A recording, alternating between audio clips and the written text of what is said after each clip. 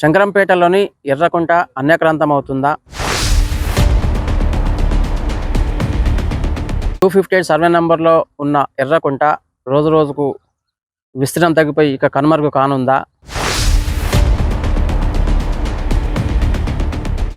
ఎర్రకుంట విస్తీర్ణం తగ్గిపోయి ఆనవాళ్లు కోల్పోతున్న ఈ సందర్భంలో ఇరిగేషన్ రెవెన్యూ అధికారుల జాడెక్కడ? కబ్జాకారుల కబంధ హస్తాల్లో బందీ అయిన ఎర్రకుంటను విడిపించేదెవరు? వారి చెర నుంచి విముక్తి కల్పించేదెవరు?